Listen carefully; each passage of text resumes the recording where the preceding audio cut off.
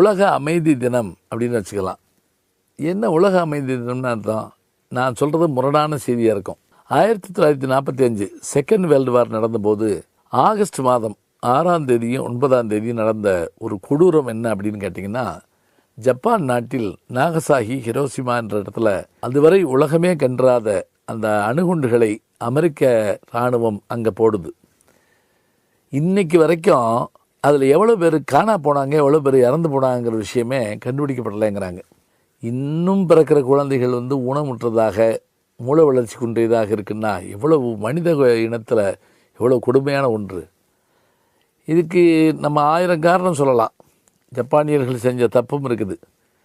என்ன, ஒரு ஞாயிற்றுக்கிழமை மாலுமிகள் கடற்கரையில் ஓய்வு எடுத்துக்கிட்டு இருந்தபோது எந்த விதமான ஒரு முன்னறிவிப்பும் இல்லாமல் ஜப்பானிய விமானங்கள் போய் அங்கேருந்து அந்த இவங்க மேலே பூரா குண்டு விளைஞ்சது.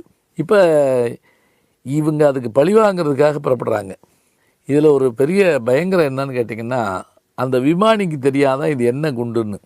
அந்த குண்டு போடப்பட்ட உடனே கீழே விழுகுது. விழுந்த உடனே ஒரு மிக பிரம்மாண்டமான குடைக்காளான் பூமியிலிருந்து எந்திரிச்ச மாதிரி இருந்ததாம். இதை பார்த்துட்டு அந்த விஞ்ஞானிக்கு புரியலையாம். பிற்காலத்தில் ஆச்சரியம் என்ன தெரியுங்களா? ஆச்சரியம் இல்லை, மிக வருந்தத்தக்க விஷயம். மனக்குழப்பத்திலேயே பைத்தியம் முடிச்சு செத்து போனார் அந்த விமானி. செய்யாத தப்பு, தான் தான் அத்தனை கொலைகளுக்கும் காரணமுன்னு அவர் நினச்சிட்டாருங்கிறாங்க. இப்போ சமீபத்தில் நானும் என்னுடைய துணைவியாரும் ஜப்பானுக்கு போயிருந்தோம். அப்படி போயிருந்தபோது டோக்கியோவுக்கு தான் போயிருந்தோம். அப்போ நான் அந்த நாகசாகி ஹிரோஷிமா போகலாமான்னு ஐடியா கேட்டேன். இல்லை, அது அந்த பயணப்படுற நாட்கள் கொஞ்சம் தூரம் ரொம்ப அதிகம், போக முடியலன்னாங்க. ஆனால் அதுக்கு பதிலாக என்ன பண்ணாங்கன்னா, அங்கே அது பற்றிய காட்சி இதுகள்லாம் அங்கே வச்சுருந்தாங்க. அதை நான் பார்த்து உண்மையிலே மிரண்டு போனேன். அப்படியே இன்றைக்கும் அதுக்கு போய் அங்கே அந்த இதில் கல்லறைகளில் போய் அது பூங்கத்துகளை வச்சுட்டு வரதை பார்க்குறோம். மனித இனத்தினுடைய மிக கொடிய அழிவு நிகழ்ந்தது இதுதான். இன்னும் சொல்லப்போனால் இதுக்கு பிறகு ஜப்பானிய மன்னர் சரணடைகிறார் அமெரிக்காவில். உலகப்போர் முடிவுக்கு வந்தது இப்போ தான். இந்த உலகத்தை 17 முறை அழிக்கிற அளவுக்கு அணுகுண்டை நம்ம எல்லாருமே கண்டுபிடிச்சிவிட்டோம். ஏன், புத்தர் பிறந்த பூமி, இந்த புத்தர் பிறந்த பூமியில் இங்கே அணுகுண்டு சோதனை நடத்தப்பட்டது. அதுக்கு பேர் என்ன தெரியுங்களா? புத்தர் புன்னகிக்கிறார். அதான் அந்த அணுகுண்டு சோதனையுடைய பேரே. அமைதியாக இருக்கார் நினைக்க வேண்டாம். ஏன்னா எங்கிட்டயே அணுகுண்டு இருக்குன்னு நம்ம காட்ட வேண்டிய ஒரு சூழல் வந்தது. இப்போ நினச்சி பாருங்கள், மனித குலம் வாழ வேண்டும் என்று சொன்னால் முதல்ல போர்களை நாம் நிறுத்தணும்.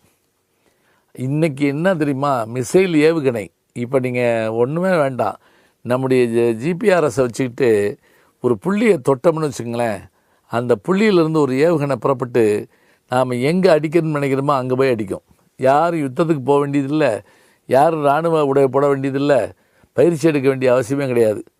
கொடூரமான ஆயுதங்கள் எல்லாம் இங்கே வந்துருச்சு. ஏன், எத்தனையோ ஆங்கில படங்கள் பார்க்குறோம். கடைசியாக இந்த பூமியை அழிச்சிட்டு எல்லோரும் வேறு கிரகத்துக்கு போகிற மாதிரிலாம் 2-3 படம் வந்துச்சு.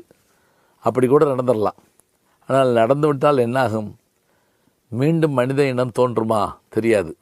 ஆக இந்த கொடூரமான நாட்களை எல்லாம் நாம் நினைவிலே வைத்து வரலாற்றிலே சொல்லி அறிவியலில் மனிதனுக்கு பயன்படுகிற விஷயங்களை நாம் கண்டுபிடிக்க வேண்டுமே தவிர, அந்த அணுவின் மூலமாக தீமை இருக்கிறது, நன்மை இல்லையா என்று கேட்டால் அணு உலைகளில் நன்மை இருக்கத்தான் செய்துங்கிறாங்க. ஏன்னா வேறு வழி இல்லை. அந்த அணு உலைகளில் இருக்கக்கூடிய நன்மைகளை வைத்து கொண்டு நாம் மனித குலத்துக்கு பயன்படுமாறு செயல்களை செய்ய வேண்டுமே தவிர அழிவுக்கு ஒருபோதும் வழிவகுக்கக்கூடாது. நாகசாகி ஹிரோஷிமா நமக்கு ஒரு பாடம். அன்பிற்கினிய யூடியூப் நேயர்களே, நீங்கள் என்னோடு இன்னும் நெருக்கமாக தொடர்ந்து வர வேண்டும் என்று சொன்னால் இன்ஸ்டாகிராம், ட்விட்டர் போன்ற பதிவுகள்லையும் என்னை நீங்கள் தொடருங்க. பின்தொடர்ந்து வாருங்கள். நாம் எல்லோரும் முன்தொடர்ந்து செல்வோம்.